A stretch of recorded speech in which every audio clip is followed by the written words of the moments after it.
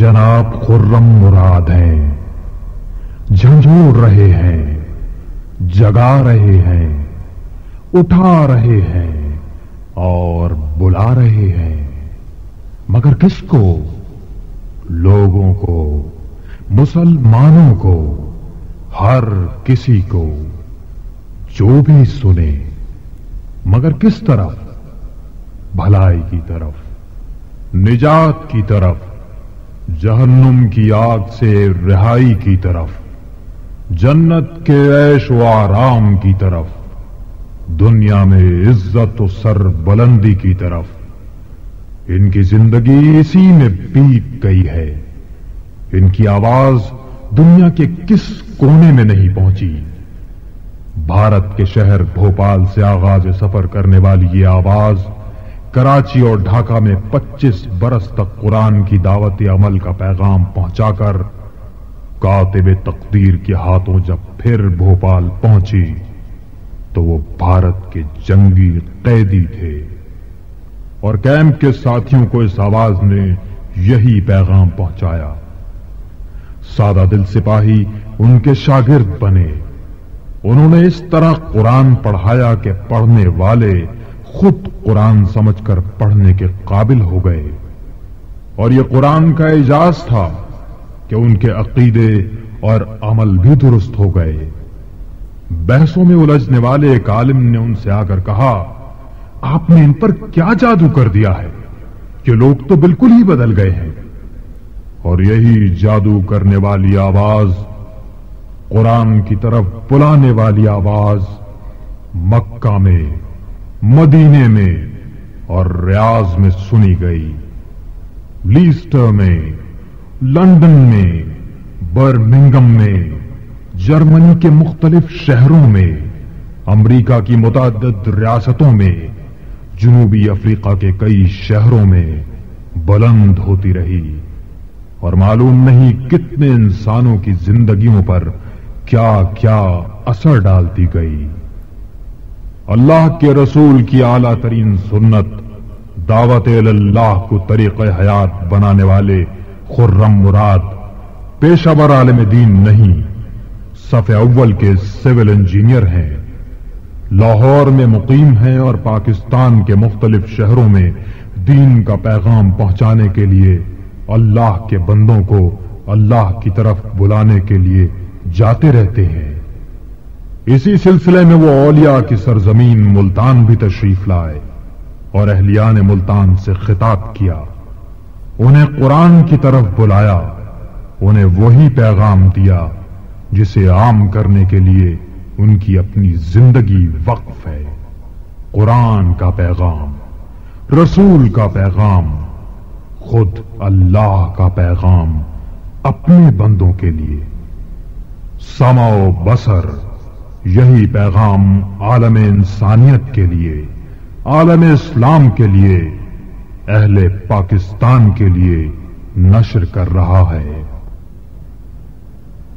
मेरे मोहतरम बुजुर्गों, भाइयों और बहनों,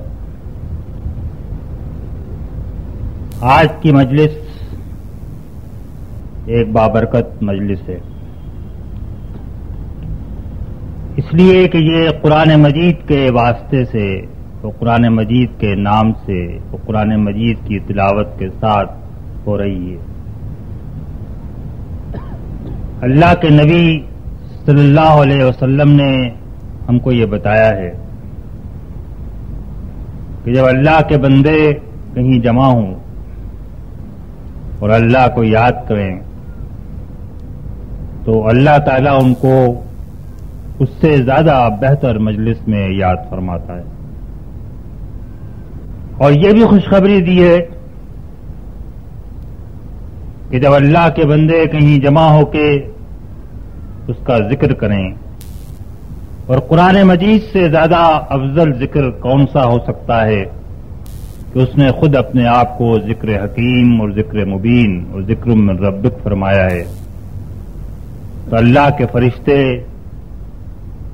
उनके ऊपर नाजिल होते हैं, सकीनत उनके ऊपर उतरती है, रहमत उनके ऊपर हर तरफ से छा जाती है। اور فرشتے آسمان تک اپنے پروں سے ان پر سایہ کر لیتے ہیں۔ ہم میں سے کس کو اس بات میں شک ہو سکتا ہے یا شبہ ہو سکتا ہے کہ اللہ کے رسول نے جو خبر ہم کو دی ہے صلی اللہ علیہ وسلم وہ برحق اور صحیح ہے۔ ہم یہی دعا کر سکتے ہیں کہ اللہ تعالی ہماری اس مجلس کو بھی اسی بشارت کا مستحق بنائے جو اللہ کے نبی صلی اللہ علیہ وسلم نے دی ہے۔ میرے بھائیوں اور دوستوں، عظمت اور بزرگی ساری کی ساری صرف اللہ تعالی کے لیے یا اس کے کلام کے لیے۔ قرآن مجید اللہ کی وہ سب سے بڑی نعمت ہے جو اس نے اپنے بندوں کو عطا فرمائی، اور ہم اور آپ مسلمان بڑے خوش نصیب ہیں کہ اللہ نے یہ نعمت ہمارے سپرد فرمائی ہے۔ یہ وہ نعمت ہے کہ جس کی کوئی نظیر اور مثال دنیا کی کوئی دوسری نعمت نہیں ہو سکتی۔ اللہ تعالیٰ خود فرماتا ہے کہ اے لوگوں، تمہارے پاس تمہارے رب کی طرف سے نصیحت آ گئی ہے، وہ نصیحت جو ان سارے امراض کے لیے شفا ہے جو تمہارے سینوں میں اور دلوں میں پائے جاتے ہیں۔ یہ راستہ بتاتی ہے اور رحمت کی راہیں کھولتی ہے ان کے لیے جو اس کتاب کو مان لیں، اس کو قبول کر لیں۔ پھر فرماتا ہے قل بفضل اللہ وبرحمتہ، یہ صرف اللہ کا فضل اور اس کی رحمت ہے کہ یہ نعمت تمہیں نصیب ہوئی۔ فبذالک فلیفرحوا، بس یہ وہ چیز ہے جس پر لوگوں کو چاہیے کہ خوشیاں منائے۔ ہوا خیر مما یجمعون، جتنی بھی چیزیں دنیا میں لوگ سمیٹتے ہیں، قرآن کی نعمت ان سب سے زیادہ بہتر اور سب سے زیادہ قیمتی ہے۔ صدق اللہ العظیم۔ تو قرآن مجید سے زیادہ کوئی نعمت ایسی نہیں ہے جو خوشی اور مسرت اور جشن کے مستحق ہو، اور اسی لیے آپ غور کریں تو اللہ تعالیٰ نے ہماری خوشی کے سب سے بڑے دن کو قرآن مجید کے ساتھ وابستہ کر دیا ہے۔ رمضان کا پورا مہینہ قرآن مجید کی نعمت کی نظر ہے۔ قرآن مجید کی خاطر ہی روزے رکھے جاتے ہیں، قرآن مجید کی خاطر راتوں کو قیام ہوتا ہے، قرآن مجید کی تلاوت کی محفلیں مسجد مسجد آراستہ ہوتی ہیں، قرآن مجید کے ختم ہوتے ہیں، اور جب رمضان کا مہینہ ختم ہوتا ہے، اس کی گنتی پوری ہو جاتی ہے، تو اللہ تعالیٰ کے اس فرمان کے مطابق کہ فبذالک فلیفرحوا، اگر جشن منانا ہے، خوشیاں منانا ہے، شادیانے بجانا ہیں، اچھے کپڑے پہننا ہے، لذیذ کھانے کھانا ہے، تو اس کے لیے یہی ایک نعمت ہے جس پر کہ شکر ادا کیا جانا چاہیے۔ وَلِتُكْمِلُوا الْعِدَّةَ وَلِتُكَبِّرُوا اللَّهَ عَلَى مَا هَدَاكُمْ وَلَعَلَّكُمْ تَشْكُرُونَ، تاکہ تم گنتی پوری کرو، اور اللہ نے تم کو قرآن مجید کی جو ہدایت رمضان المبارک کے مہینے میں دی ہے اس پر اسی کبریائی بیان کرو اور اس کا شکر کرو۔ اور اسی لیے رمضان کا مہینہ ختم ہوتا ہے اور ہم سب کی زبانوں پر اللہ اکبر اللہ اکبر لا الہ الا اللہ واللہ اکبر اللہ اکبر وللہ الحمد کا نغمہ جاری ہو جاتا ہے۔ یہ تکبیر کس بات کی تکبیر ہے؟ کہ اللہ کی کبریائی کا بیان کس لیے ہو رہا ہے؟ یہ حمد و شکر کا ترانہ کس چیز کے لیے گایا جا رہا ہے؟ یہ قرآن مجید کے لیے، لِتُكَبِّرُوا اللَّهَ عَلَى مَا هَدَاكُمْ وَلَعَلَّكُمْ تَشْكُرُونَ۔ آپ کہیں گے کہ پھر دوسری عید کس لیے ہوئی؟ تو دوسری عید بھی دراصل قرآن مجید کے لیے ہی ہوئی۔ رمضان کا ہم سوچتے ہیں تو ہمارے ذہن میں روزوں کا تصور آتا ہے، لیکن ہم کو نہیں معلوم یا ہم نہیں جانتے کہ رمضان کی تو ساری عظمت قرآن مجید کی وجہ سے، اور عید بھی اسی لیے ہے کہ قرآن مجید کا جشن منایا جائے۔ یہ نزول قرآن کی سالگرہ ہے کہ جو سارا عالم اسلام مناتا ہے۔ اور دوسری عید کے بارے میں صحیح بخاری کی روایت ہے، ایک یہودی نے حضرت عمر رضی اللہ تعالی عنہ سے کہا کہ تمہاری کتاب میں ایک آیت ایسی ہے کہ اگر یہ ہم پر نازل ہوتی تو ہم اس دن کو اپنا یوم عید بنا لیتے۔ پوچھا وہ آیت کون سی ہے؟ کہا کہ وہ آیت ہے الیوم اکملت لکم دینکم واتممت علیکم نعمتی ورضیت لکم الاسلام دینا۔ آج کے دن میں نے تمہارے دین کو کامل کر دیا، اپنی نعمت کو تمہارے لیے پورا کر دیا، اور اسلام کو تمہارے لیے دین بنا دیا، دین کے طور پہ پسند کر لیا۔ حضرت عمر رضی اللہ تعالیٰ عنہ فرماتے ہیں کہ مجھے یاد ہے کہ یہ آیت کب نازل ہوئی اور کہاں نازل ہوئی، اور نبی کریم صلی اللہ علیہ وسلم اس وقت کہاں موجود تھے۔ یہ عرفے کا دن تھا، عرفات کا میدان تھا، حج کا دن تھا، اور عید قربان سے ایک دن پہلے اللہ تعالیٰ نے اس آیت کو نازل فرمایا۔ تو آپ غور فرمائیں تو اگر پہلی عید نزول قرآن کے آغاز کی سالگرہ ہے تو دوسری عید اللہ تعالیٰ کی اس نعمت کے مکمل ہو جانے کی خوشی کا اظہار ہے۔ قومیں اپنے تہوار ان چیزوں پر شکر ادا کرنے کے لیے مناتی ہیں جن کے ساتھ ان کی زندگی کا پورا وجود و تشخص وابستہ ہوتا ہے۔ عیسائی سمجھتے ہیں کہ ان کی ملت کا وجود حضرت عیسیٰ علیہ السلام کے دم سے قائم ہے۔ وہ ان کی پیدائش کے دن کو ان کے عقیدے کے مطابق، ان کی صولی کے دن کو، ان کے دوبارہ اٹھنے کے دن کو وہ عید کے طور پہ مناتے ہیں۔ یہودی سمجھتے ہیں کہ وہ دن جس دن اللہ تعالیٰ نے ان کو فرعون کے جبر و تسلط سے آزادی دلا کے اور دریائے نیل پار کرایا، وہ دن ان کے لیے عید کا دن ہے۔ لیکن مسلمانوں کے نزدیک اگر کوئی شخص ایسا تھا جس کی زندگی عید کی مستحق ہو سکتی تھی تو اس ہستی سے بڑھ کر کون سی ہستی تھی جو کامل ہستی ہے، جو اللہ کا آخری نبی صلی اللہ علیہ وسلم تھا، جو رحمت للعالمین تھے، جو خدا کے حبیب اور بندوں کے محبوب تھے۔ لیکن اللہ نے اپنی کتاب کے نزول کو ہمارے لیے خوشی اور جشن کے دن قرار دیا۔ پھر کچھ قومیں عید اس وقت مناتی ہیں جب موسم سرما کی طویل تاریک راتیں گزرنے لگتی ہیں اور بہار کے گرم دن آنے لگتے ہیں، کوپلیں پھوٹتی ہیں، سبزہ نکلتا ہے، کہیں نوروز منایا جاتا ہے، کہیں بسنت منایا جاتا ہے۔ لیکن اللہ تعالیٰ نے ہمارے لیے اس گھڑی کو یوم جشن قرار دیا جب تاریکی کی، جہالت کی، اللہ کے علاوہ جھوٹے خداؤں کی غلامی کی تاریک رات چھٹ گئی اور اللہ کا نور طلوع ہوا، اور انسان نے عدل اور مساوات اور امن اور آزادی کی نئی موسم بہار کی دنیا میں قدم رکھا۔ یہ اس بات کو ظاہر کرنے کے لیے بالکل کافی ہے کہ اس امت کو بنانے والے خالق کی نظر میں اس امت کی پوری زندگی جس چیز سے وابستہ ہے وہ اللہ کی کتاب ہے۔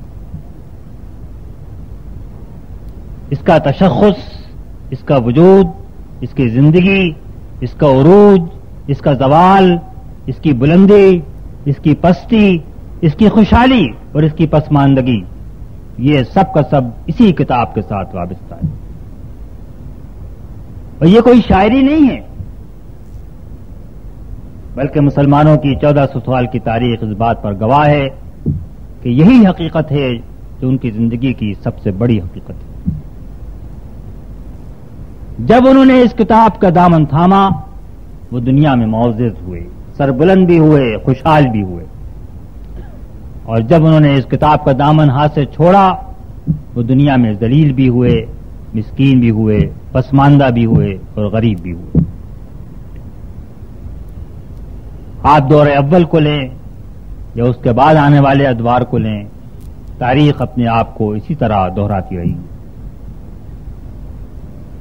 اس لیے کہ اس کتاب کو چھوڑ کے اور کوئی وجہ نہیں تھی کہ اللہ تعالیٰ ایک نئی امت برپا کرتا، ایک نئی امت مبعوث کرتا۔ اللہ تعالیٰ کو اس بات سے کوئی دلچسپی نہیں تھی کہ دنیا کی حکومت عربوں کے ہاتھ میں آئے یا ترکوں کے ہاتھ میں آئے یا عباسیوں کے ہاتھ میں آئے یا عثمانیوں کے پاس جائے یا سلاجقہ آ کر حکومت کے تخت پر بیٹھیں یا مغل حکومت کریں۔ اس لیے کہ جب قرآن مجید آیا تو ان میں سے ہر کام ہو رہا تھا۔ اللہ تعالیٰ نے اگر کوئی امت مبعوث کی تو اس لیے کہ وہ اس کے پیغام اور اس کی ہدایت کی حامل بنے، اس کی امانت دار بنے، اس کا بوجھ اٹھائے اور خود بھی اس کے اوپر عمل کرے اور دنیا کے سامنے بھی اس کی گواہ بن کر کھڑی ہو۔ یہ بات بھی صاف اور ظاہر ہے کہ اس امت کی زندگی میں جب قرآن مجید کو یہ مرکزی حیثیت حاصل ہوئی تو یہ اس دن سے حاصل ہوئی جس دن غار حرا میں اللہ تعالیٰ نے اپنے نبی صلی اللہ علیہ وآلہ وسلم کو اس کتاب کا پہلا پیغام سپرد کیا۔ اس کے بعد تو پے در پہ یہ پیغام نازل ہوتے رہے، اور کون کہہ سکتا تھا کہ وہ پیغام جو صرف ایک شخص کی زبان سے جاری ہوا تھا اور جس پر لبیک کہنے والے مٹھی بھر لوگ تھے، وہ غلام تھے، وہ کمزور تھے، وہ غریب تھے، وہ عرب کے بڑے بڑے سردار نہیں تھے جنہوں نے اس پکار پر لبیک کہا تھا، وہ بہت پڑھے لکھے لوگ بھی نہیں تھے، ان کے پاس دولت کے ڈھیر بھی جمع نہیں تھے، سرداری کا کی کلاہیں بھی ان کی سروں پر سجی ہوئی نہیں تھیں، مٹھی بھر لوگ عرب میں جمع ہوئے۔ تو کون کہہ سکتا تھا کہ یہ مٹھی بھر لوگ، یہ غار حرا سے نکلنے والی ایک آواز چند سال میں دنیا کے ایک سرے سے دوسرے سرے تک گونجے گی، اور وہ لوگ جس کے ماننے والے ہیں وہ دنیا کے مالک کو لیڈر اور امام بن جائیں گے۔ اوائل مکہ کی زندگی کا واقعہ ہے کہ خباب بن ارت رضی اللہ تعالی عنہ ایک بےکس غریب مسلمان تھے، غلام بھی تھے۔ ان کا آقا ایمان لانے کے جرم میں ان کو باندھ کر آگ کے انگاروں پر لٹاتا تھا اور پیٹھ کی چربی سے پگھل کے وہ انگارے بجھ جایا کرتے تھے۔ اس حالت میں وہ فرماتے ہیں کہ میں نبی کریم صلی اللہ علیہ وسلم کی خدمت میں حاضر ہوا اور میں نے کہا کہ یا رسول اللہ، مظالم کی حد ہو گئی، آپ ہمارے لیے دعا کیجیے۔ ان کا اپنا بیان ہے کہ نبی کریم صلی اللہ علیہ وسلم اپنی چادر سے ٹیک لگائے خانہ کعبہ کی دیوار سے لگے ہوئے بیٹھے تھے۔ یہ بات سن کر ایک حدیث میں الفاظ یہ ہیں کہ آپ کا چہرہ اس طرح سرخ ہو گیا جیسے کسی نے انار کے دانے آپ کے چہرے پر نچوڑ دیے، اور آپ اٹھ کر بیٹھ گئے اور آپ نے کہا کہ اے خباب، تم سے پہلے جن لوگوں کو یہ امانت دی گئی تھی ان کو ہر طریقے سے ستایا گیا، یہاں تک کہ لوہے کی کنگھیوں سے ان کی ہڈیوں پر سے گوشت نوچ لیا گیا، ان کو آگ کے گڑھوں میں پھینکا گیا، ان کے لیے گڑھے کھودے گئے اور آرے لا کر ان کو 2 ٹکڑے کر دیا گیا،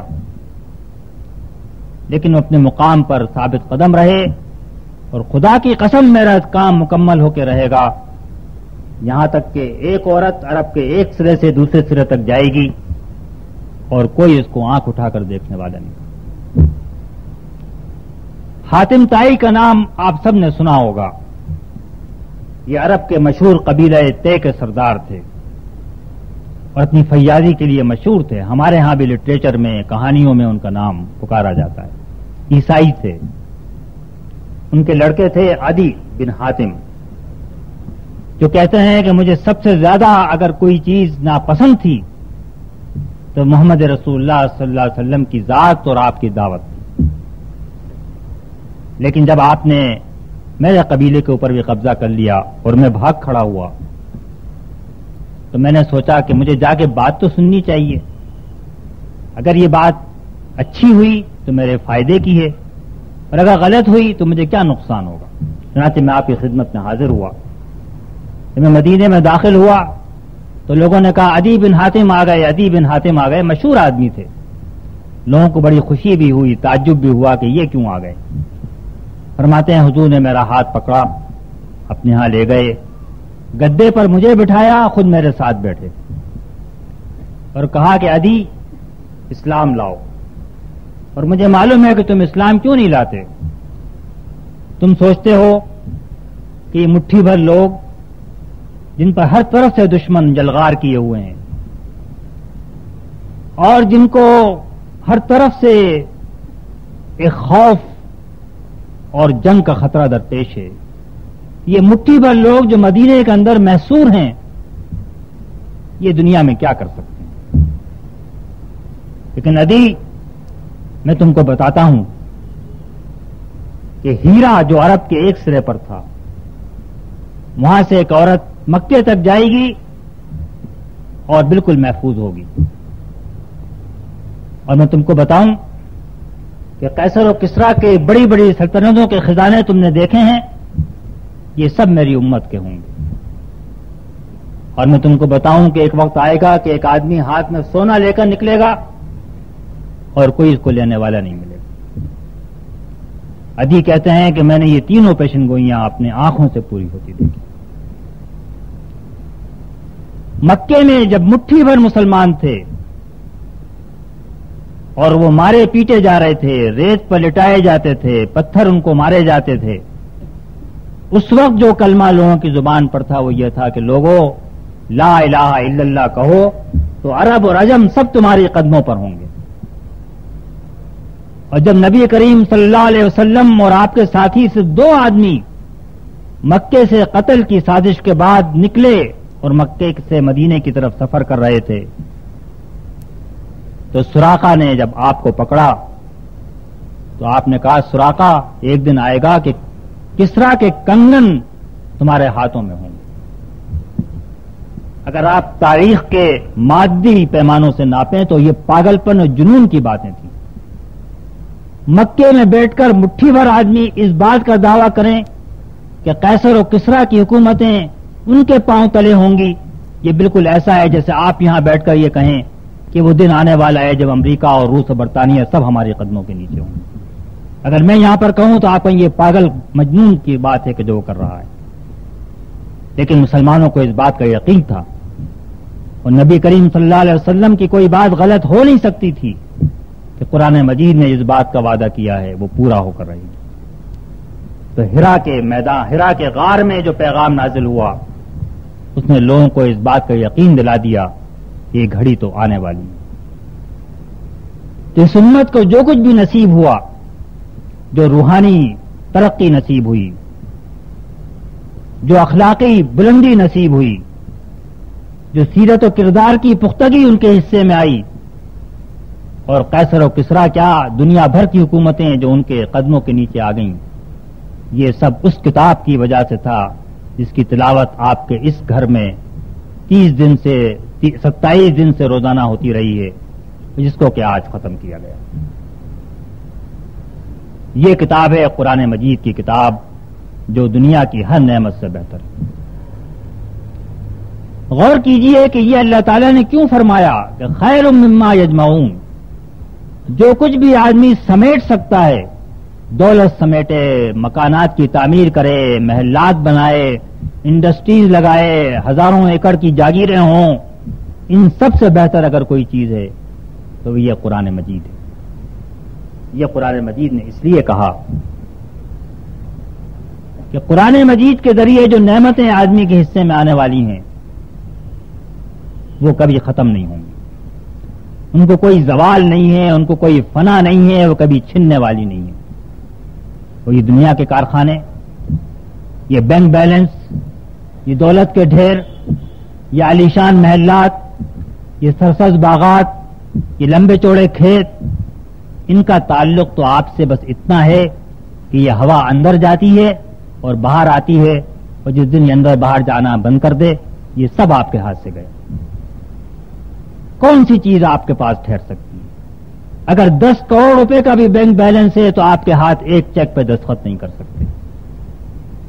اگر آپ کے مکان میں 100 کمرے بھی ہیں تو آپ اس بستر پر دوبارہ نہیں لیٹ سکتے، اور آپ کی وارڈروب میں اگر 50 لباس بھی لٹکے ہوئے ہیں تو آپ کو 2 سفید چادریں ہی آپ کا مقدر ہے۔ یہ سب کچھ جو آدمی سمیٹتا ہے یہ تو اتنا عارضی ہے، اتنا فنا ہونے والا ہے، ختم ہونے والا ہے، لیکن قرآن مجید جو راستہ آپ کے لیے کھولتا ہے وہ تو ایک ابدی بادشاہت کا راستہ ہے۔ یہ تو ان نعمتوں کا راستہ ہے جو کبھی ختم ہونے والی نہیں ہے، جس کے اوپر کوئی موت نہیں ہے، اس کے پھل بھی ہمیشہ کے لیے ہیں، اس کے درخت بھی ہمیشہ کے لیے ہیں، اس کے سائے بھی ہمیشہ کے لیے ہیں، اس کی نعمتیں بھی ہمیشہ باقی رہنے والی ہیں، اور جو لوگ اس میں رہیں گے ہم فیہا خالدون، وہ بھی اس کے اندر ہمیشہ رہیں گے۔ تو قرآن مجید نے جو انسانوں کو بدل دیا وہ تو اس طرح بدل دیا کہ آپ اس کا تصور نہیں کر سکتے، آپ سوچ نہیں سکتے۔ اور جب آپ اس کا سوچیں کہ اس نے کیسے بدل دیا تو پھر اپنے بارے میں سوچنا ہوگا کہ ہم کیوں نہیں بدلتے۔ رمضان کا مہینہ شروع ہوتا ہے اور ختم ہو جاتا ہے، جیسے انسان ہم پہلی تاریخ کو تھے ویسے ہی انسان ہم 30ویں تاریخ کو بھی ہوتے ہیں۔ ہم مہینے بھر کھڑے ہو کر قرآن مجید کو سنتے ہیں، اور جیسے آدمی اس کو سننے سے پہلے تھے ویسے ہی آدمی ہم اس کو سننے کے بعد بھی رہتے ہیں۔ لیکن جو قرآن مجید کو پہلے سننے والے تھے ان کی کیفیت اور عالم یہ تھا کہ قرآن کہتا ہے وَإِذَا ذُكِرَ اللَّهُ وَجَلَتْ قُلُوبُهُمْ، جب اللہ کا ذکر کیا جاتا ہے ان کے دل کانپ اٹھتے ہیں۔ تَرَىٰ أَعْيُنُهُمْ تَفِيضُ مِنَ الدَّمْعِ مِمَّا عَرَفُوا مِنَ الْحَقِّ، تم دیکھتے ہو کہ ان کی آنکھوں سے آنسو بہنے لگتے ہیں اس لیے کہ وہ حق کو پہچان جاتے ہیں۔ کتاب متشابہ مثانی تقشعر منہ جلود الذین یخشون ربهم ثم تلین جلودهم وقلوبهم الی ذکر اللہ، جسم کے رونگٹے کھڑے ہو جاتے ہیں، کھال سخت پڑ جاتی ہے، دل نرم پڑ جاتے ہیں۔ یہ اثر تو ان کے جسم پر پڑتا ہے۔ کبھی سوچئے کہ قرآن پڑھا بھی جاتا ہے، ہم اس کی ورق گردانی بھی کرتے ہیں، جلدی جلدی ختم قرآن کی محفلیں بھی ہوتی ہیں، کس کا دل نرم پڑتا ہے، کس کی آنکھوں میں نمی آتی ہے، کس کے جسم کے بال کھڑے ہوتے ہیں، کس کو یہ احساس ہوتا ہے کہ کس کا کلام ہے کہ جو پڑھا جا رہا ہے، رب السماوات والارض کا کلام ہے۔ ہم تو چاہتے ہیں کہ جلدی سے یہ چیز ختم ہو، اگر 2 منٹ تراویح لمبی ہو جائے تو ہم امام سے کہتے ہیں کہ ذرا مختصر کرو، جلدی کرو۔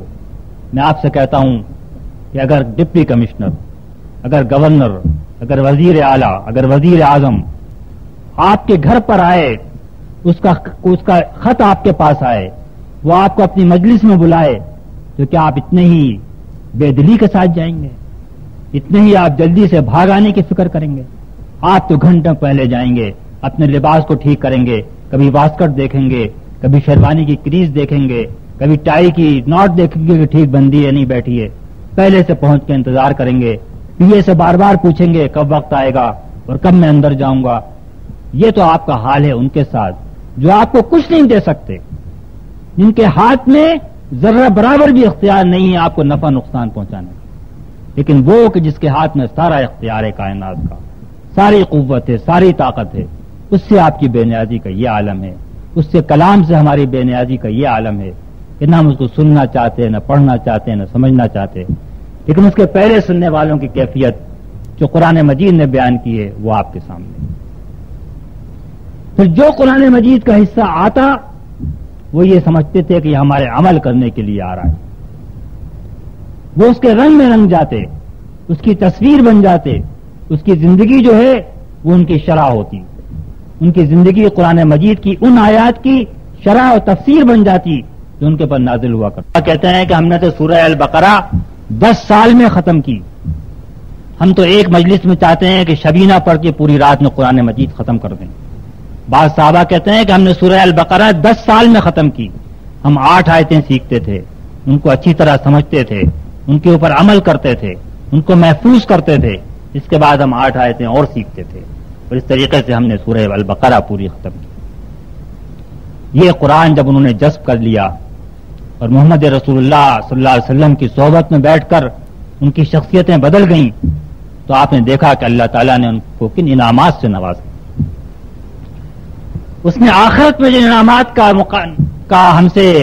ان سے وعدہ فرمایا تھا، ہم سے بھی وعدہ فرمایا ہے، اس کا ذکر آپ چھوڑ دیجئے. اس نے تو زمین کے بارے میں یہ کہا تھا، فرمایا ہے کہ اگر یہ قرآن کو قائم کریں لَأَكَلُوا مِنْ فَوْقِهِمْ وَمِنْ تَحْتِ أَرْجُلِهِمْ، تو یہ اوپر سے بھی کھائیں گے اور نیچے سے بھی کھائیں گے. افلاس کا، غربت کا اور پسماندگی کا نسخہ تو یہی قرآن مجید ہے. قرآن مجید نے خود اعلان فرما دیا. تو میرے بھائیوں اور بزرگوں اور بہنوں، یہ اللہ کا کلام ہے جس کے لیے مجلس منعقد ہوئی ہے. اس سے بہتر کوئی چیز وہ ہم کو دے نہیں سکتا تھا. یہ قرآن مجید جو اللہ تعالیٰ نے ہم کو عطا کیا ہے، اس کا ہم پر پہلا حق یہ ہے کہ ہم خود اس کو سمجھیں اور اس پر عمل کریں. اور اس کا دوسرا حق ہمارے اوپر یہ بھی ہے کہ ہم لوگوں کو سامنے اس کو بیان کریں اور پیش کریں. جب روشنی آتی ہے تو اس لیے نہیں آتی کہ اس کے اوپر آدمی پردہ اور کپڑا ڈالے. روشنی تو اس لیے آتی ہے کہ اپنے ماحول کو روشن کرے. اللہ تعالیٰ کی کتاب تو اس لیے آئی تھی کہ انسانوں کو صحیح راستہ بتائے، اس لیے نہیں آئی تھی کہ وہ لپیٹ کر جزدان میں رکھ دی جائے اور اس کی تلاوت کر لی جائے. یہ بات تو اللہ تعالیٰ نے وہیں فرما دی جہاں اس نے رمضان کا ذکر کیا اور روزے فرض کیے. شہر رمضان الذی انزل فیہ القرآن ھدی للناس وبینات من الھدی والفرقان. یہ تو لوگوں کے لیے ہم نے چراغ تمہارے ہاتھ میں تھمایا ہے، یہ صرف تمہارے لیے نہیں ہے. یہ امت صرف اس لیے نہیں بنی ہے کہ وہ اپنے لیے جیے، یہ امت تو اس لیے بنی ہے کہ سارے انسانوں کے لیے جیے. اخرجت للناس، یہ امت تو سارے انسانوں کے لیے نکالی گئی ہے، برپا کی گئی ہے. اور یہ امت جو ہے یہ قرآن مجید کے ساتھ برپا کی گئی ہے، اس لیے کہ اس کے پاس تو وہ ہدایت ہے جو کہ سارے انسانوں کے لیے ہدایت ہے. تو اللہ تعالیٰ نے اس کے ساتھ یہ بھی فرمایا، ان الذین یکتمون ما انزلنا من البینات والہدی من بعد ما بیناہ للناس فی الکتاب اولئک یلعنہم اللہ ویلعنہم اللعین. وہ لوگ جو اس کتاب کو، ہدایت کو چھپا کر بیٹھتے ہیں، چھپا لیتے ہیں، اس کے بعد کہ ہم نے اس کو کھول کے بیان کر دیا ہے. من بعد ما بیناہ، اور کس کے لیے بیان کیا ہے؟ للناس، سارے انسانیت کے لیے. ان کے اوپر اللہ تعالیٰ بھی لعنت فرماتا ہے اور سارے انسان بھی لعنت کرتے ہیں. اللہ تعالیٰ اس لیے لعنت فرماتا ہے کہ میں نے اتنی بڑی نعمت ان کے ہاتھوں میں دی ہے اور یہ اس سے غافل سو رہے ہیں. اور انسان اس لیے لعنت کرتے ہیں کہ ہم گمراہی کے اندھیروں میں بھٹکتے پھر رہے ہیں. بے شمار روگ اور مرض ہیں کہ جو ہم کو لگے ہوئے ہیں. ان کے پاس نسخہ موجود ہے جس سے ہمارا علاج ہو سکتا ہے. ان کے پاس وہ روشنی موجود ہے جس سے ہماری زندگی کی راہیں روشن ہو سکتی ہیں. یہ نسخہ بھی اپنی جیب میں رکھے بیٹھے ہیں اور لیمپ چراغ کے اوپر بھی انہوں نے پردہ ڈال رکھا ہے. تو وہ لعنت نہ کریں تو کیا کریں؟ پھر فرماتا ہے للذین تابوا واصلحوا وبینوا، جو توبہ کریں، اپنی اصلاح کریں اور کتاب کو کھول کے بیان کریں، فاولئک اتوب علیہم وانا التواب الرحیم، ان پر میں متوجہ ہوتا ہوں، ان کی توبہ قبول کرتا ہوں. ان الذین کفروا وماتوا وهم کفار، لیکن جنہوں نے قرآن کی یہ ناشکری کی اور اس کا انکار کیا، اس کو نہیں مانا، اولئک علیہم لعنت اللہ والملائکۃ والناس اجمعین. اب ذرا اللہ تعالیٰ کا آپ انداز بیان دیکھیے، اس کی شدت دیکھیے، اس میں دھمکی اور غضب کی جھلک دیکھیے. ان پر اللہ کی لعنت جس نے کتاب دی، فرشتوں کی لعنت جنہوں نے کتاب لا کر پہنچائی، اور انسانوں کی لعنت کہ جن کے لیے کتاب لائی گئی. تو یہ کتاب جہاں نعمت ہے وہاں پر ایک امانت بھی ہے، اور یہ نعمت اور امانت اللہ تعالیٰ نے ہمارے سپرد فرمائی. اور ہم کو دیکھنا یہ ہے کہ ہم اس نعمت کا حق بھی کیا ادا کر رہے ہیں اور اس امانت کا حق ہم کیا ادا کریں؟ یہ کتاب جو اللہ تعالیٰ نے ہم کو عنایت فرمائی ہے، یہ کتاب جس نے کہ ہم سے پہلے آنے والوں کی زندگیاں بدل دیں، آپ سوچیں کس طرح بدل دیں، اور آج ہم کو اس کے ساتھ کیا معاملہ کرنا چاہیے۔ یہ کتاب نازل ہوئی، جو کتاب کو سننے والوں کو اس بات کا یقین کامل تھا، یہ زبان سے کہے ہوئے الفاظ نہیں تھے، بلکہ ان کو یقین کامل تھا کہ اس کا ایک ایک لفظ اللہ کی طرف سے۔ جس طرح آج اگر اخبار میں کوئی بڑا اہم اعلان آئے جس کا بڑا گہرا اثر آپ کی زندگی پر پڑتا ہو، کوئی جائیداد بک رہی ہو بڑی سستی، تو آپ دوڑ کر ہر آدمی پوچھے گا بھئی آج کا اخبار میں یہ خبر ہے، دیکھی تم نے کہاں ہے؟ کوئی نیا قانون آ جائے تو آپ بے چین مضطرب ہو کر جائیں گے بھئی نیا قانون کیا آج آیا ہے حکومت کی طرف سے؟ تو ان لوگوں کے لیے تو حکومت ایک ہی تھی، لہو ملک السماوات والارض، آسمان اور زمین کی حکومت اسی کے لیے ہے، وہ کسی کے لیے نہیں۔ اس کی طرف سے جو اعلان آتا تھا وہ ان کی سر آنکھوں پر ہوتا تھا۔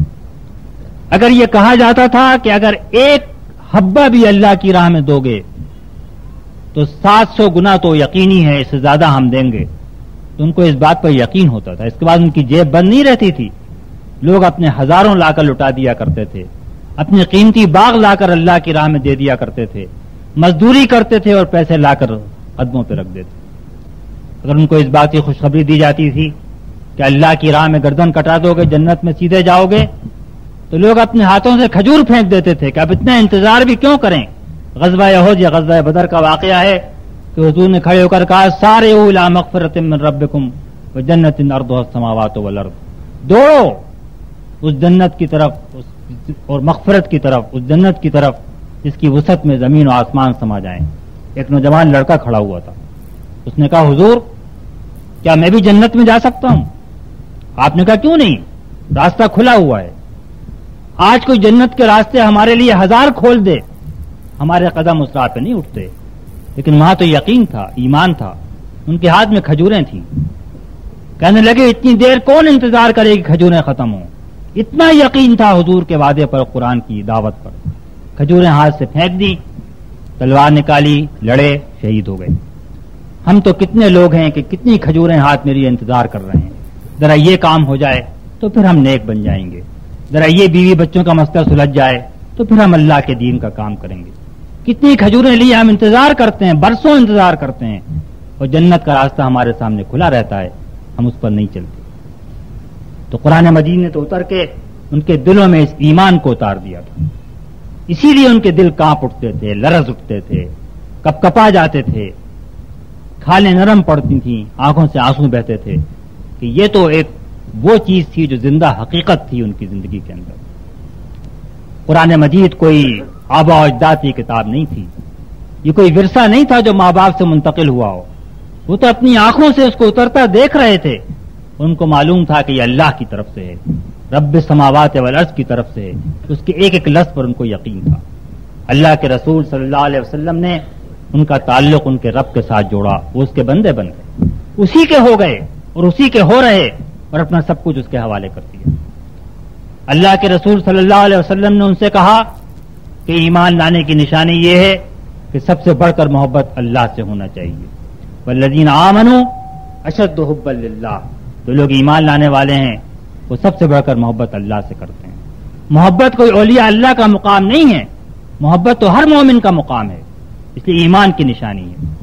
ان کو سب سے بڑھ کر محبت اللہ سے ہوگی، نہ باپ اس کے آگے تھا، نہ بیٹا تھا، نہ ماں تھی، نہ بچے تھے، نہ دولت تھی، نہ جائیداد تھی، یہ سب چیزیں موجود تھیں، ان سے تعلق بھی تھا، وہ دنیا چھوڑ کر کہیں گوشے میں جا کر نہیں بیٹھ گئے تھے، لیکن سب سے بڑھ کر محبت اللہ تعالیٰ سے تھی۔ اس کے صحبت میں اگر وقت گزرتا ہو تو نماز کے لیے لپکتے ہوئے آتے تھے، اس کے لیے مال دینا ہو تو جیبیں کھل جاتی تھی، جان دینا ہو تو گردن کٹا دیتے تھے، حکم آتا تھا شراب کا جام اگر یہاں ہوتا تھا اس کو توڑ کر نیچے ڈال دیتے۔ یہ محبت کا نتیجہ تھا۔ آپ جانتے ہیں کہ محبت کو کوئی بیان نہیں کر سکتا محبت کیا چیز ہوتی ہے، لیکن آپ میں سے سب کو محبت کا تجربہ ہے۔ جب محبت ہوتی ہے تو اس کے آگے تو کوئی چیز نہیں ٹھہرتی، اور سب سے بڑھ کر محبت اللہ سے ہو تو اس کے آگے کس کی محبت ٹھہرے؟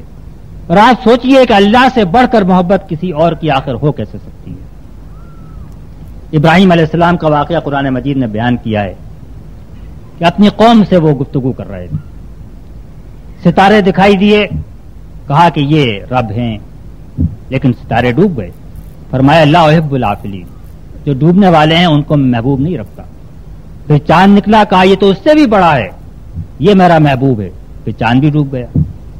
پھر سورج نکلا تو کہا تھا اچھا اب یہ اتنا بڑا ہے، یہ تو سب سے بڑا رب ہے، سورج بھی ڈوب گیا۔ فرمایا انی وجہت وجہی للذی فطر السماوات والارض حنیفا وما انا من المشرکین، اب تو میں نے اپنا رخ بس اس کی طرف کر لیا جو آسمان و زمین کو پیدا کرنے والا ہے، اور میں ہر طرف سے کٹ گیا۔ حنیف کے معنی ہوتے ہیں جو ہر طرف سے کٹ کے بس ایک کا ہی ہو رہے۔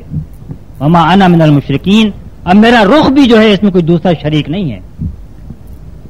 تو ہم تو زندگی کے اندر نہ معلوم کتنے ستاروں اور کتنے چاند اور کتنے سورج ہیں جن پر ہماری نگاہیں جمی ہوئی ہیں۔ ہم سمجھتے ہیں شاید یہ ہمیشہ رہیں گے۔ جمع مالم وعددہ، جہاں مال کو جمع کرتا ہے، گنتا ہے، سمجھتا ہے کہ یہ تو میرے بعد بھی رہے گا، ہمیشہ باقی رہے گا، لیکن چاند بھی ڈوب جائے گا، سورج بھی ڈوب جائے گا، ستارے بھی ڈوب جائیں گے۔ ان ڈوبنے والی چیزوں سے محبت سے کیا حاصل؟ محبت کرے تو آدمی اس سے کرے جس کے بارے میں کہا ہے کل شیء ہالک الا وجہہ، ہر چیز ہلاک ہونے والی ہے، صرف ایک چیز ہے، وہ اس کا چہرہ ہے کہ جو ہلاک نہیں ہوگا۔ کل من علیہا فان ویبقى وجہ ربک ذو الجلال والاکرام، ہر چیز فنا ہونے والی ہے، صرف ایک چیز ہے تمہارے رب کا چہرہ اکرام و جلال والا کہ جو باقی رہے گا۔ تو پھر محبت آدمی کرے تو ان چیزوں سے کیوں کرے جو آج ہیں وہ کل نہیں رہیں گی؟ آدمی محبت کرے تو اس چیز سے کرے جو ہمیشہ رہنے والی ہے۔ والذین آمنوا اشد حبا للہ، پھر ان کو جنت کا طلبگار بنا دیا اور دوزخ سے ڈرنے والا بنا دیا۔ جنت کے تو ویسے طلبگار ہو گئے وہ جنت ان کی نگاہوں کے سامنے رہتی تھی۔ جنت دوزخ کوئی وائز اور مولوی کا واز نہیں تھا ان کے لیے، وہ تو جنت و دوزخ کو دن رات اپنی مجلسوں میں اس طرح سنتے تھے اور دیکھتے تھے وہ یہ آنکھوں کے سامنے ہوں، اور اسی لیے ان کو اس بات پر یقین تھا کہ یہ ہم یہ کریں گے جنت میں جائیں گے، یہ کریں گے دوزخ میں جائیں گے۔ حرام مال اگر پیٹ میں جائے گا تو بظاہر تو بڑا لذیذ نظر آ رہا ہے، یہ تو انگارہ ہے جو ہم پیٹ میں بھر رہے ہیں۔ زبان سے بات نکلے گی جھوٹی ہوگی، وعدہ خلافی ہوگی، اگرچہ بظاہر بہت نفع ہوگا، لیکن یہ تو آگ ہے کہ جو ہم اپنی زبان کے اوپر رکھ رہے ہیں۔ اور اگر اللہ کے بندوں کی خدمت کریں گے، اس کی اطاعت کریں گے، تو جنت کے باغات ہیں اور کیاریاں ہیں اور محلات ہیں جو ہمارے حصے میں آئیں گی۔ قرآن مجید کے تو اکثر حصے اسی پر مبنی ہیں، یہ جنت ہے اور یہ دوزخ ہے، یہ اس میں محلات ہیں اور یہ کھانے ہیں اور یہ پرندوں کا گوشت ہے اور یہ فواکہات ہیں اور یہ ساتھی ہیں اور یہ صحبتیں ہیں اور یہ مجلسیں ہیں، اور یہ سب ان کے لیے حقیقت تھی۔ اور دوزخ کا ذکر ہوتا تھا تو یہ آگ کے ہتھوڑے ہیں اور یہ گرم پانی ہے اور یہ گرم کھانا ہے اور یہ آگ کا جھلستا ہوا سایہ ہے اور یہ انگاروں کا بستر ہے، اور یہ بھی ان کے لیے حقیقت بن گیا۔ اس نے ان کو وہ قوت بنا دیا کہ قیصر و کسریٰ بھی ان کے آگے زیر ہو گئے۔ اس نے ان کو وہ قوت بنا دیا کہ ایک مستشرق کے الفاظ میں وہ مکے کا یتیم بچہ جس کو پوچھنے والا کوئی نہیں تھا، 80 سال کے بعد اسپین سے لے کر چین تک وادیوں میں، صحراؤں میں، جنگلوں میں، شہروں میں اس کا نام پکارا جانے لگا۔ یہ کن لوگوں نے کیا؟ یہ ان لوگوں نے کیا جن کو اپنے رسول کے اوپر پورا یقین اور ایمان تھا، جن کو اللہ کی کتاب پر ایمان تھا۔ اس کتاب نے تو اس طرح ان کو بدل کے رکھ دیا، اور جب وہ بدل گئے تو ان کے ساتھ اللہ تعالیٰ کے سارے وعدے پورے ہوئے، اور جب ہم نے اس کتاب کو چھوڑ دیا تو پھر اس کے ہمارے وعدے ہمارے ساتھ بھی پورے ہوئے۔ کبھی ہم پر منگول مسلط کیے گئے، کبھی ہم پر یورپین مسلط کیے گئے، ہماری عزت، ہماری دولت، ہمارے وہ نوادر، ہمارے خزانے سب غیروں کے پاس چلے گئے۔ یہ سب کس لیے ہوا؟ اس لیے نہیں ہوا کہ ہم کمزور تھے، اس لیے نہیں ہوا کہ ہمارے پاس اسلحہ کم تھا۔ آپ کے پاس اسرائیلی عرب جنگ جو ہوئی تھی 67 میں 6 دن کی، آپ سب جانتے ہیں کہ عربوں کے پاس فوج کئی گنا زیادہ تھی، عربوں کے پاس ٹینک اسرائیل سے کئی گنا زیادہ تھے، ہوائی جہاز بھی کئی گنا زیادہ تھے، ہوائی جہاز میدان پہ کھڑے کھڑے تباہ ہو گئے، میزائل کی بیس جنرل نے خود اسرائیل کے حوالے کر دی، اور لاکھوں کے فوج کئی گنا زیادہ مسلمانوں کی تعداد مٹھی بھر یہودیوں سے شکست کھا گئی۔ لوگ کہتے ہیں، بعض لوگوں نے مجھ سے پوچھا 67 میں کہ اللہ تعالیٰ نے تو قرآن مجید میں لکھا ہے کہ بنی اسرائیل پر ہمیشہ کے لیے ذلت اور مسکنت مسلط کر دی گئی، تو یہودی کیسے فاتح ہو گئے؟ میں نے کہا آپ نے غور نہیں کیا، اللہ تعالیٰ کا رشتہ نہ بنی اسرائیل سے ہے نہ اس کا رشتہ ہمارے ساتھ ہے، اس کا رشتہ تو ایمان اور عمل صالح کے ساتھ ہے۔ جب اس نے یہودیوں کو معزول کر دیا اور امت محمدیہ کو لا کر اس مقام پہ کھڑا کر دیا کہ وہ اللہ کی کتاب، اس کی دعوت اور اس کی توحید کی دعوت کی امین اور لمبردار ہو، اور جب ہم نے اس سے بے وفائی کی تو جس طرح ہوتا ہے نا کہ جب آدمی کا کوئی اپنا ملازم اس سے بے وفائی کرے تو محلے کے چمار کو کھڑا کر کے اس کو جوتے باندھے جاتے ہیں۔ اس لیے یہودیوں کے ذریعے ہم کو جوتے پڑوائے گئے ہیں کہ دیکھو یہ تمہارا مقام تھا اور آج تم اتنے ذلیل ہو۔ کس لیے؟ اس لیے قرآن مجید نے جو نعمت ہمارے حوالے کی ہے، قرآن مجید نے ہم کو جو امانت دی ہے، ہم اس کا حق ادا نہیں کر رہے ہیں۔ میرے بھائیوں اور دوستوں اور میری بہنوں، یہ اللہ کی کتاب ہمارے پاس موجود ہے۔ اس کتاب کے اندر ہمارے بلندی کے سارے خزانے اسی کے اندر ہیں، ساری کنجیاں اس کے پاس ہیں، سارے دروازے اس کے اندر ہیں، اس کے باہر کوئی دروازہ نہیں ہے، اس کے علاوہ کہیں کوئی کنجی نہیں ہے، اس کے علاوہ کوئی نسخہ نہیں ہے۔ ہم روز صبح اخبار پڑھتے ہیں اور روتے ہیں اور اپنی قوم کی حالت پہ مرثیہ پڑھتے ہیں، لیکن میں آپ سے کہتا ہوں کہ صرف ایک ہی نسخہ ہے جو قوم کے امراض کا علاج ہے۔ اس نے خود اعلان کیا ہے کہ شفاء لما فی الصدور۔ ہمارے امراض کی جڑ کیا ہے؟ ہمارے امراض کی جڑ تو ہمارے دلوں میں ہے۔ قرآن مجید نے کہا فی قلوبہم مرض، مرض کی جڑ تو دلوں کے اندر ہوا کرتی ہے۔ فإنہا لا تعمی الابصار ولکن تعمی القلوب التی فی الصدور۔ آنکھیں اندھی نہیں ہوتی۔ آج سیاستداں ہوں یا بیوروکریٹ ہوں یا تاجر ہوں یا بھائی کا خون بہانے والے ہوں، سب خوب جانتے ہیں کیا برا ہے کیا اچھا ہے۔ کسی کے علم میں کمی نہیں ہے، کسی کی آنکھیں اندھی نہیں ہیں، سب کو دکھائی دے رہا ہے کہ برے کام ہیں، وہ پھر بھی کرتے ہیں۔ فإنہا لا تعمی الابصار ولکن تعمی القلوب التی فی الصدور، اس لیے کہ دل اندھے ہو گئے ہیں جو کہ دلوں کے اندر۔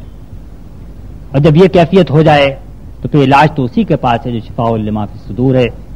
نبی کریم صلی اللہ علیہ وسلم کی حدیث ہے کہ آدمی کے جسم میں ایک گوشت کا لوتھڑا ہے، اذا صلحت صلح الجسد کلہ واذا فسدت فسد الجسد کلہ۔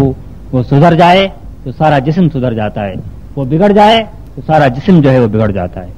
الا وہی القلب، سن لو جان لو کہ یہ دل ہے، تمہاری شخصیت کا مرکز ہے، جہاں لالچ اور حرص اور محبت اور نفرت اور ہر چیز، جہاں آدمی کی جذبات اور محرکات سب جہاں پر جمع ہیں، یہ وہ جگہ ہے۔ آپ کہیں گے کہ ایک چھوٹی سی چیز کے بننے بگڑنے سے زندگی کیسے بگڑ سکتی ہے، لیکن آپ خوب جانتے ہیں آج کل تو کینسر کا مرض بڑا عام ہے کہ آدمی کے جسم کے اندر اربوں خلیے ہوتے ہیں۔ آپ کا یہ جسم جو یہاں پر ہے اس میں اربوں خلیے ہیں، اس میں سے اگر ایک خلیہ جو ہے وہ بگڑ جائے، وہ غلط راستے پہ چل پڑے، تو یہ آپ کے لیے موت کا وارنٹ ہے، یہ کینسر کا علاج ہے، اس کے بعد کوئی آپ کو بچا نہیں سکتا۔ تو ہم تو خوب جانتے ہیں کہ بیماری کی جڑ جو ہے وہ تو ایک خلیے سے بھی شروع ہو سکتی ہے۔ تو یہ دل جو ہے یہی سب سے بڑی نعمت ہے، اس میں قرآن کی محبت، اللہ کی محبت، اس کے رسول کی محبت، قرآن نے کیا کہا ہے اس کو سمجھنے کا شوق، اس کی طرف، اس کے لیے اضطراب، اس کے لیے بے چینی، یہ سب سے پہلی چیز ہے۔ میں آپ سے کہوں گا کہ تقریریں تو بہت ہوتی ہیں، آپ بھی سنتے ہیں، میں بھی سنتا ہوں، کرتا بھی ہوں۔ اچھی تقریر ہوتی ہے، ہم واہ واہ کر کے اٹھ کے چلے بھی جاتے ہیں، اس سے کوئی فائدہ نہیں۔ تقریریں سننے، تقریریں کرنے سے نہ آپ کی حالت بہتر ہوگی اور نہ میری حالت بہتر ہوگی۔ کچھ آپ کرنے کا ارادہ کر لیں گے تو ہماری حالت بھی بہتر ہوگی، قوم کی حالت بھی بہتر ہوگی۔ اگر آج آپ اس بات کا ارادہ کر لیں کہ آپ کو اللہ کی کتاب کو سمجھنا ہے کہ اس میں کیا لکھا ہوا ہے، یہ کوئی مشکل کام نہیں۔ اب قرآن مجید کے حضرت شاہ ولی اللہ، اللہ تعالیٰ ان کی قبر کو نور سے رحمت سے بھر دے، ان کی اولاد کی وجہ سے آج اردو زبان کے اندر بے شمار قرآن کے ترجمے بڑے مستند صحیح موجود ہیں۔ کوئی ترجمہ آپ لے لیں اور یہ آپ ارادہ کر لیں کہ آپ 24 گھنٹے کا دن ہوتا ہے، آپ کاروبار میں لگاتے ہیں، بیوی بچوں کے ساتھ لگاتے ہیں، آپ اس میں سے 5 منٹ روزانہ اس بات کے لیے لگائیں گے کہ آپ 3 آیتیں ترجمے سے پڑھ لیں، یا پڑھنا نہ جانتے ہوں کسی سے سن لیں۔ 4-5 سال میں پورا قرآن مجید آپ کا ختم ہو جائے گا۔ کوئی مشکل بات نہیں ہے۔ آج بہت مشکل لگتا ہے کہ پورا قرآن کیسے ہم پڑھیں گے۔ 5 منٹ روز صرف 3 آیتیں پڑھیں، زیادہ نہ پڑھیں، اور یہ اس طرح پڑھیں آپ کہ اللہ تعالیٰ مجھ سے یہ بات چیت کر رہا ہے، بس یہ آپ اس میں ڈوب کے پڑھیں۔ امام غزالی رحمۃ اللہ علیہ ایک بزرگ کا واقعہ احیاء العلوم میں نقل کرتے ہیں، وہ کہتے ہیں پہلے میں قرآن مجید اس طرح پڑھتا تھا گویا کہ میں خود پڑھ رہا ہوں، مجھے کوئی مزہ نہیں آتا۔ پھر میں نے اس طرح پڑھنا شروع کیا جیسے میں نبی کریم صلی اللہ علیہ وسلم سے سن رہا ہوں، تو میرا لطف جو ہے وہ دگنا ہو گیا۔ پھر میں نے اس طرح پڑھا جیسے کہ جبریل علیہ السلام خود مجھ سے مخاطب ہیں، یہ کلام مجھے سنا رہے ہیں، پھر تو کیا کہنے مزے کے۔ اور پھر آخر میں تو میں نے یہ سمجھا کہ اللہ تعالیٰ خود مجھ سے کلام فرما رہا ہے، تو پھر مجھے قرآن مجید کا اصل مزہ ہے۔ اور اللہ تعالیٰ آپ سے کلام فرما رہا ہے کتاب میں، اس نے آپ کے لیے اتاری ہے، وہ بار بار آپ سے کہہ رہا ہے کہ میں نے تمہارے لیے کتاب اتاری، وہ تو آپ سے کلام کر رہا ہے۔ آپ اس سے کلام کے ساتھ 10 منٹ روزانہ صرف کر دیں، اس کی صحبت میں لپک کے جائیں اور اس کے ساتھ آپ 10 منٹ گزار دیں، اس بات کا آپ ارادہ کر لیں کہ آپ 3 آیتیں روز پڑھیں گے اور اس کے مطابق اپنی زندگی بنانے کی کوشش کریں گے، یہ 5-6 سال میں آپ کا ایک بڑا کام ہو جائے گا۔ اگر قرآن مجید کا مفہوم ترجمہ بھی اس قوم کے ہر آدمی تک پہنچ جائے تو کوئی وجہ نہیں ہے کہ اس کی حالت نہ بدل سکے۔ دوسری بات میں آپ سے یہ کہوں گا کہ عملاً کہ آپ اپنے وقت میں سے 5 منٹ رات میں صبح میں اس کام کے لیے نکال لیں کہ آپ بیٹھ کر یہ سوچیں کہ میں نے آج کون سا ایسا کام کیا جو کہ میرے اللہ کو ناخوش کرنے، بس اتنا اپنے آپ سے پوچھ لیں اور کچھ نہ کریں۔ اس سوال کا جواب خود آپ کے اوپر دل کے اوپر اتنا نشتر لگائے گا، کانٹا چبھ ہوئے گا کہ آپ کی حالت بہتر ہوتی چلے گی۔ میں آپ سے یہ نہیں کہہ رہا کہ آپ اس کے آگے کوئی اصلاح بھی کریں، بالکل آپ اصلاح نہ کریں، لیکن روز آپ اپنے آپ سے بیٹھ کے پوچھیں کہ میں نے آج وہ کون سے کام کیے جو میرے اللہ کو ناخوش کرنے والے ہیں اور جو مجھے آخرت میں جہنم میں لے جائیں۔ یہ تو آپ کی اصلاح کا پروگرام ہوا، لیکن آپ کی اصلاح سے بات نہیں بنے گی۔ جیسا میں نے آپ سے کہا کہ اللہ تعالیٰ نے یہ کتاب آپ کے سپرد اس لیے کی ہے کہ آپ اس کتاب کو دوسروں تک پہنچائیں، اس کو لے کر کھڑے ہوں، اس کے لیے اپنا وقت لگائیں، یہ کتاب جو ہے اس کے مطابق زندگی بسر ہو۔ تو یہ اللہ کی کتاب کا آپ کے اوپر حق ہے، اور نبی کریم صلی اللہ علیہ وسلم کی پوری زندگی اسی حق کو اتارتے ہوئے گزری ہے۔ ہم سب جانتے ہیں، ہم سنت کی بھی تعریف جانتے ہیں، فرض کی بھی تعریف جانتے ہیں۔ سنت کی تعریف کیا ہے، حدیث کی تعریف کیا ہے؟ حدیث کی تعریف یہ ہے جو ہمارے محدثین کرتے ہیں، وہ کام جو اللہ کے رسول صلی اللہ علیہ وسلم نے کیا، یا وہ کام بات جو آپ نے کہی، یا وہ بات یا کام جو آپ کے سامنے کیا اور کہا گیا اور آپ نے اس کو اچھا کہا یا آپ خاموش رہے، یہ حدیث کی ٹیکنیکل تعریف ہے جو محدثین کرتے ہیں۔ اسی سے سنت آتی ہے کہ ہمارا لباس ایسا ہو، ہمارے چہرے پر داڑھی ہو، اور ہم کہتے ہیں یہ سنت ہے اور یہ سنت ہے اور یہ سنت ہے، رسول اللہ نے ایسا کیا۔